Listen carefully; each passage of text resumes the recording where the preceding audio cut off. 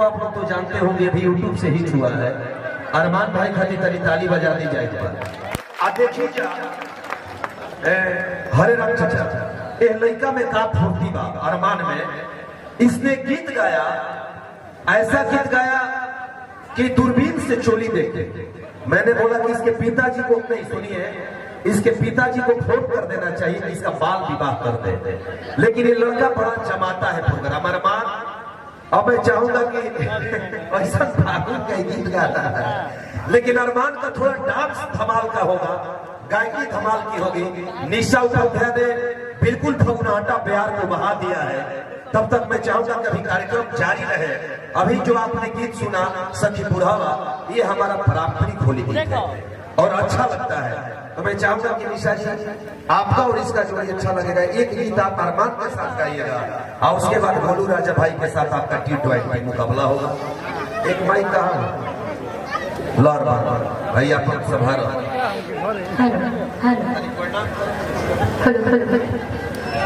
आई भैया, हम भोजपुरी गायक अरमान बाबू रउआ सब भोजपुरी श्रोता सुनाइए लगे। हम यही जैसे गोड़ छुके गोड़ लगता नहीं हो भैया, एक बार ताली बजा करके स्वागत कर दीजिए।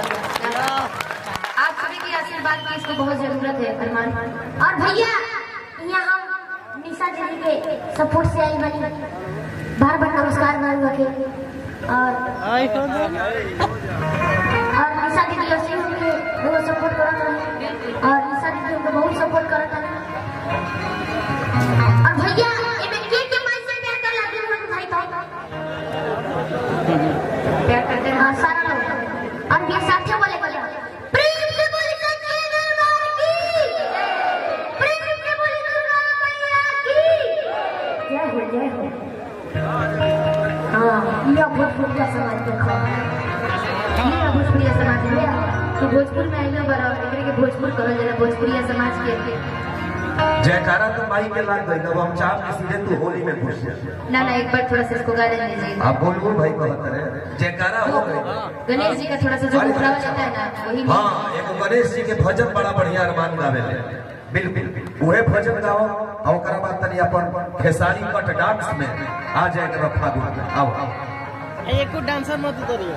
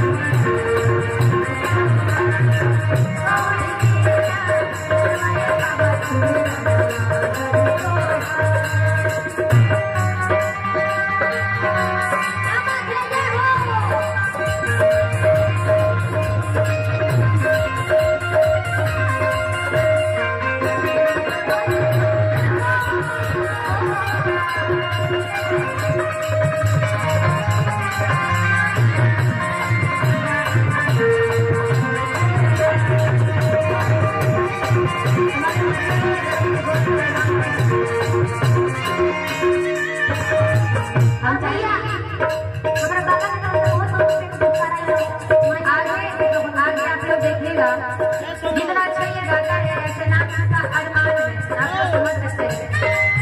लेकिन सबसे बड़ी खासियत इसके अंदर है कि जो ये गणेश वंदना गाता है ना, इतना प्यार से गाता है और आगे जब ये अंतरा गाएगा इससे देखेंगे ये मूर्ति कितना अच्छा चलेगा। अरमान जरा अपना इस गमछी को कमर में बांध दो ना, गमछी को।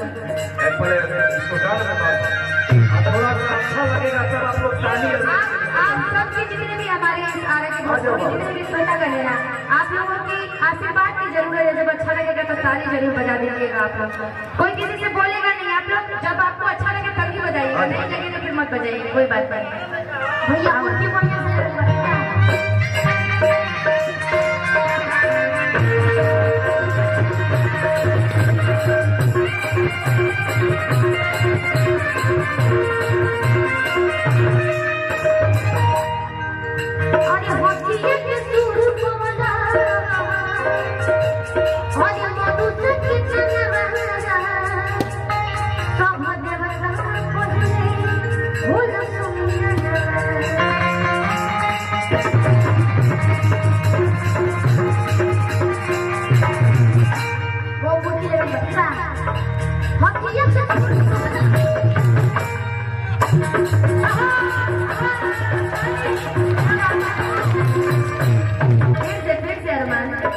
मैं समझ रही हूँ कि तुम थोड़ा सा कंफ्यूजन में लग रहे हो।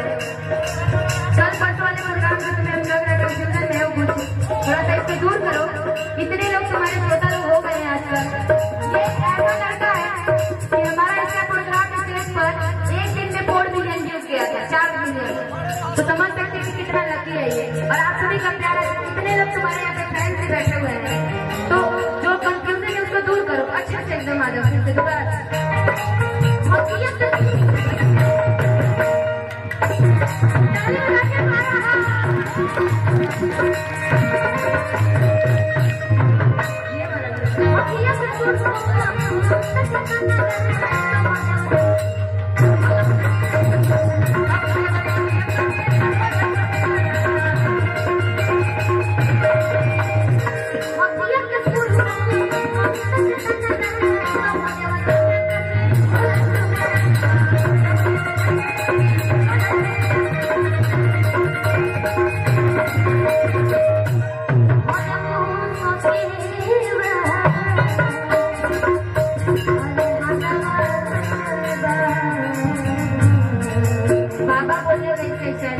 और भैया मगर बोलो भी उसके 1000 रुपये देना